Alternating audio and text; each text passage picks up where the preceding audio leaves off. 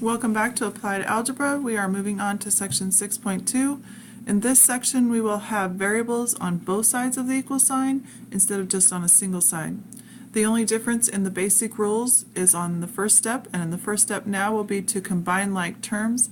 We will move all of the like terms to the same side of the equal sign, and then we'll move forward.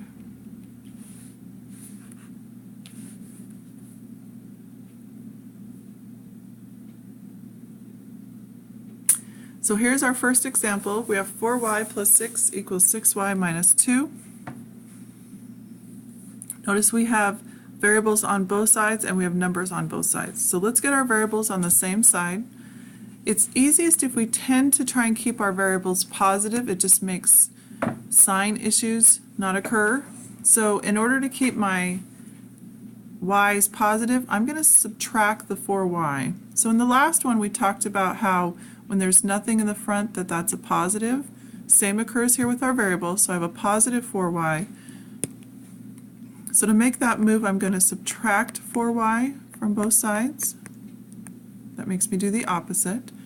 So I have 6 equals 2y minus 2.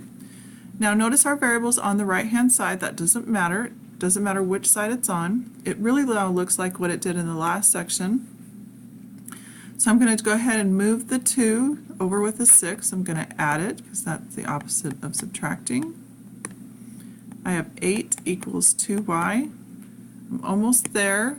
The 2 is with the y still. Those are multiplying. So to undo that, I'm going to divide. So I end up with y equals 4. Now you might have noticed I put the y first. That's out of habit. It doesn't matter how it's written in the equation. You can always put the y first in your answer. So y equals 4. Now if you wrote 4 equals y, that's fine. It means the same thing. If we want to go ahead and check it, 4 times 4 plus 6 equals 6 times 4 minus 2. So this time I've written both sides down. I'm going to simplify one side, simplify the other side, and see if they turned out to be the same. 4 times 4 is 16. 16 plus 6. 16 plus 6 is 22. Go over here. 6 times 4 is 24. 24 minus 2 is 22. Since they equaled the same, it does check. That is our answer. Our next one, negative 6y plus 23 equals 23y plus 6. So I've got variables on both sides. If I move the 6y here, I would be adding it. That would keep it positive. If I move the 23y, I would have to subtract it. They'd be negative. So I'm going to go ahead and add the 6y.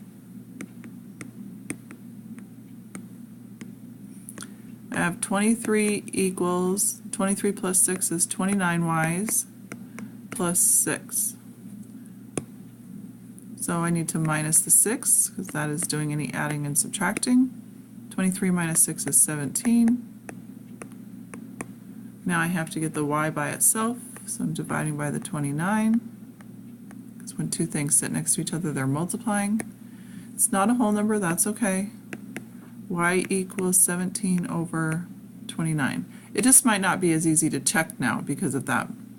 So negative 6 times 17 over 29 plus 23. We're going to see if that is 23. Actually, I want to get rid of that little mark. If that is 23 times 17 over 29 plus 6. So a calculator with the fraction key on this would be helpful. If you don't have one, that's fine. So negative 6 times 17 divided by 29. I actually ended up with a decimal. I'm going to go ahead and leave it there because most of you probably have decimal calculators as well. Now this is rounded. It's not an exact answer. So I'm going to go ahead and add the 23 to that.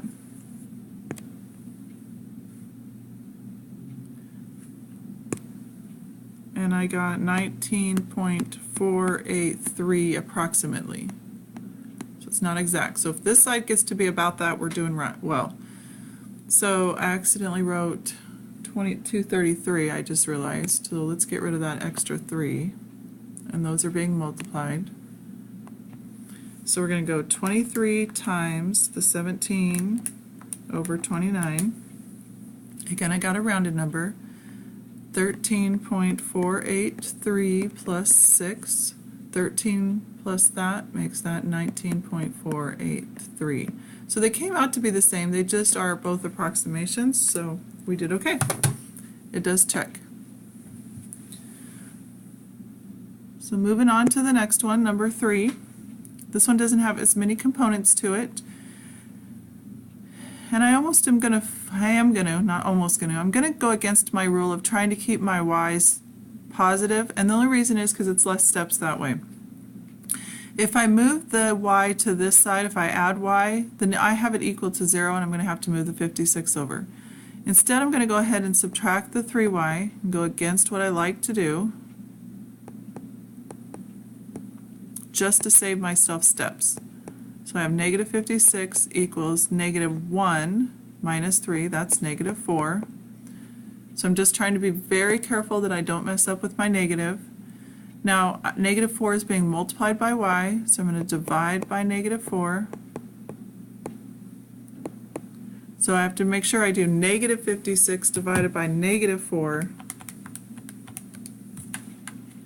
and I get a positive 14.